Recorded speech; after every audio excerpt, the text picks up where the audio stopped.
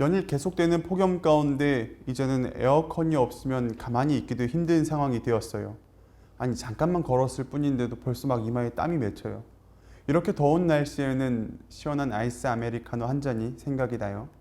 자, 만일 우리의 신앙에도 온도가 있다면 여러분은 몇 도이신가요? 보통 우리는 믿음이 좋은 사람들을 보면서 신앙이 뜨겁다라고 말해요.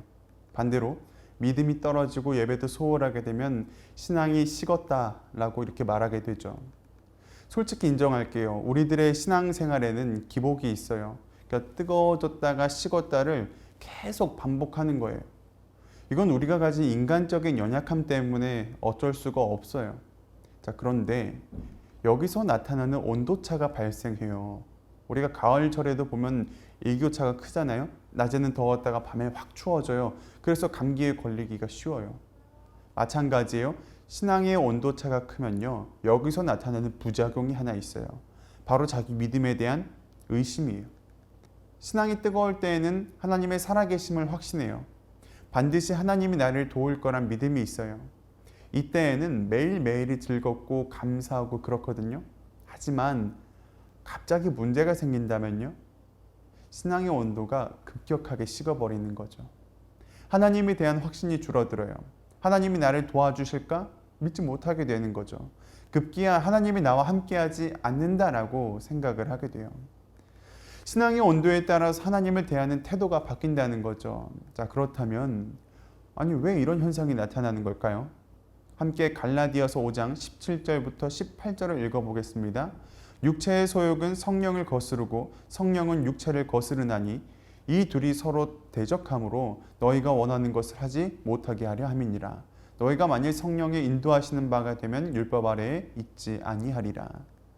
자, 신앙생활에는 두 종류가 있어요. 육체의 신앙과 성령의 신앙이에요. 그러니까 쉽게 생각하면요, 기름과 전기 에너지를 생각하시면 돼요. 내연기관 자동차들은 기름을 먹죠. 그리고 이산화탄소와 배기가스를 배출해요.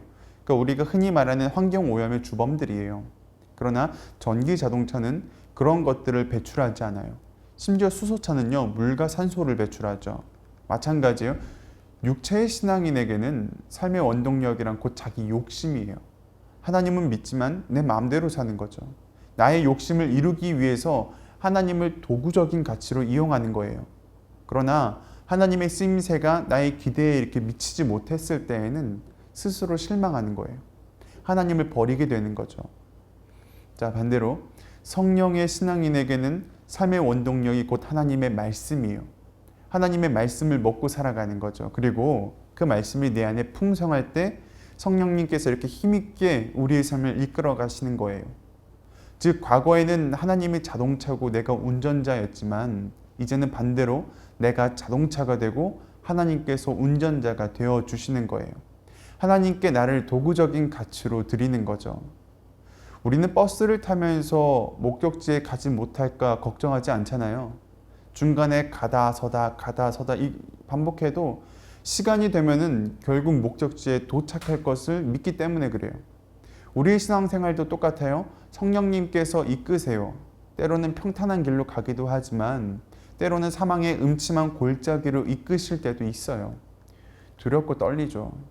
어쩌면 뒷걸음질로 다시 돌아가고 싶을 수도 있어요. 자, 그러나 하나님은 그 길이 나에게 가장 좋은 길이라고 하세요.